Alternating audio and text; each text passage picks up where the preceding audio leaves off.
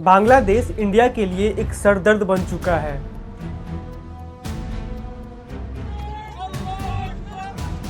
बांग्लादेश में हिंदुओं को मार के जिंदा जला दिया गया। भारत के एम्बेसी पे भी अटैक किया गया। बांग्लादेश में आखिर ये हो क्या रहा है? 1971 में जिस बांग्लादेश को इंडिया ने पाकिस्तान से आज़ादी दिलाई थी, आज वही बांग्लादेश पाकिस्तान के साथ है और इंडिया से दूर। ये वही बांग्लादेश है जो भारत के नॉर्थ ईस्ट को भारत से अलग करके उसे अपने देश का हिस्सा बनाना चाहता है और एक ग्रेटर बांग्लादेश बनाना चाहता है।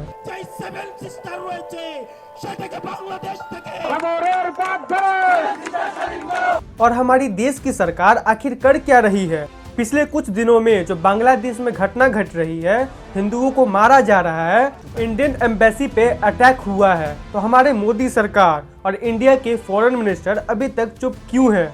इस वीडियो को लास्ट तक देखना, ये बहुत इंपॉर्टेंट होने वाली है ताकि आपको समझ में आए कि आखिर बांग्लादेश में हो क्या रहा है और क्यों। देखो, समझने की कोशिश करो कि आखिर हुआ क्या। बांग्लादेश में एक 25 साल का लड़का, एक फैक्ट्री वर्कर जो कि किसी फैक्ट्री में काम करता था, इसका नाम दीपू चंद्रदास था। तो ये दीपू चंद्रदास के खिलाफ एक अफवाह उड़ती है पूरे शहर में कि दीपू चंद्रदास ने एक ब्लास्फेमी स्टेटमेंट दिया है, एक अपमानजनक स्टेटमेंट दिया है इस्लाम धर्म जो कि मुस्लिम धर्म है और प्रॉफिट मोहम्मद के खिलाफ। और वहाँ के सारे लोग इसी बात पे आक्रोश में आ जाते हैं कि एक हिंदू लड़के ने इस्लाम के खिलाफ ऐसे कैसे बोल दिया। पूरा भीड़ इकट्ठा हो जाता है और इस लड़के को घसीट घसीट कर बाहर निकाला जाता है और इसे रोड पे लातों लात मार के इसे जान से मार दिया जाता है। और मारने के बाद इसकी बॉडी को किसी पेड़ पे लटका के इस पे पेट्रोल डाल के इसे जिंदा जला दिया जाता है। और वहाँ के सारे लोग इस चीज को सेलिब्रेट करते हुए फोन निकाल के वीडियो शूट कर रहे होते हैं। ये सब साफ साफ दिखाता है कि शेख हसीना के सरकार के जाने के बाद बांग्लादेश में अब लोकतंत्र की धज्जियां उड़ चुकी है। ऑब्वियसली शेख हसीना के जाने के बाद मोहम्मद यूनिस का जो सरकार है वो इस एक्सट्रीमिज्म को कंट्रोल नहीं कर पा रहे हैं। जिस राह पर बांग्लादेश को निकलना था वो अब थोड़े खतरे में लग रहा है।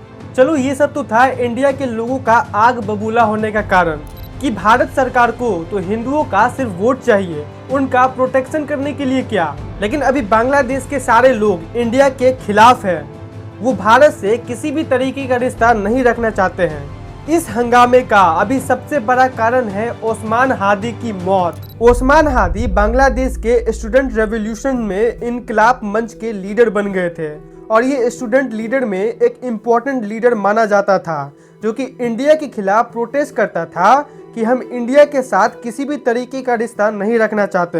ये लोग क्लेम कर रहे हैं कि ये जो भी सारा भारत का लैंड है वो उन्हीं का लैंड था जो कि उनके पूर्वजों से छीना गया है, ऐसा बांग्लादेश के लोग मानते हैं। और ये ओस्मान हादी इसी चीज को प्रमोट करता था बांग्लादेश का लीडर बनके। लेकिन इसको गोली मारकर किसी ने हत्या कर दी और इसका सारा इल्जाम इंडिया पे आया, जिसके बाद बांग्लादेश के लोग गुस्से में सड़क पे उतरकर दंगा करने लगे। इंडियन एम्बेसी पे भी अटैक किया गया। कहा जा रहा है कि ओस्मान हादी को जिसने मारा वो भागकर इंडिया आया है। सारे ट्रस्ट खत्म हो चुके हैं दोनों देश के बीच में और हर गलत चीज के लिए इंडिया को ब्लेम किया जा रहा है बांग्लादेश के अंदर।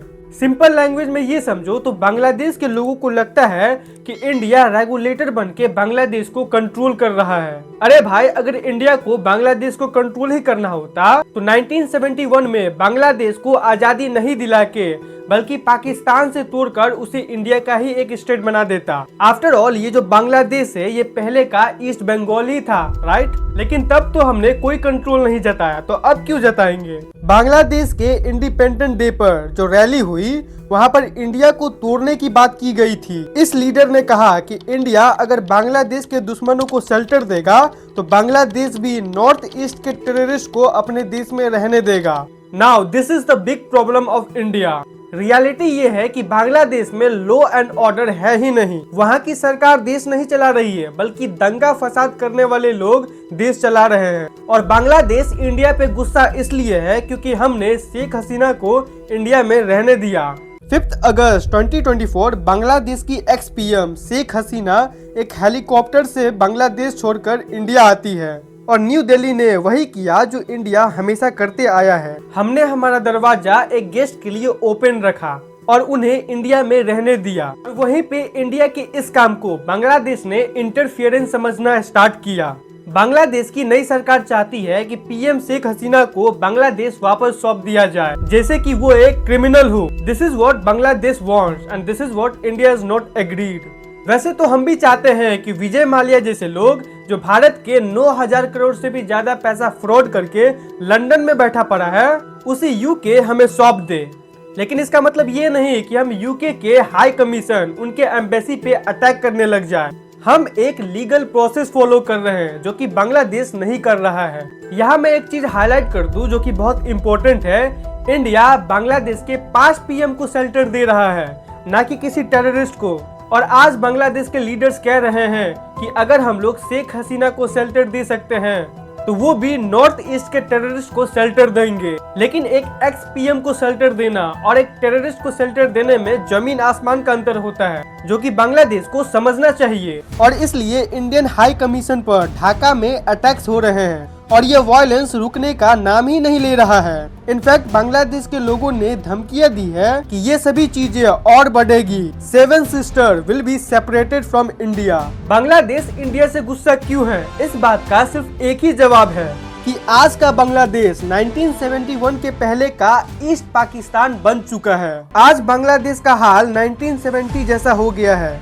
लोगों का डेमोक्रेटिक इलेक्शन से विश्वास उठ चुका है। ऐसी गवर्नमेंट है जो मॉब को भी नहीं संभाल सकती और माइनॉरिटी पर अटैक हो रहे हैं। अगर कुछ डिफरेंट है तो वो ये है कि पहले भाषा के नाम पर दंगे फसाद होते थे, अब धर्म और जाति के नाम पे हो रहे हैं। ये सब जो आज हो रहा है क्योंकि बांग्लादेश में माइनॉरिटी प्रोटेक्शन के लिए मिनिस्ट्री है ही नहीं। यहाँ की पुलिस खुद इन्वॉल्व है क्राइम में। अनफॉर्चुनेटली हमारा प्रॉब्लम यही है कि हम यूनाइटेड नहीं है। हमारा कोई भी एक कम्युनिटी नहीं है। हम सब इतने बिखरे हुए हैं कि हमें लगता है कि ये सब हमारा प्रॉब्लम है ही नहीं, और सरकार भी चुप बैठी पड़ी है।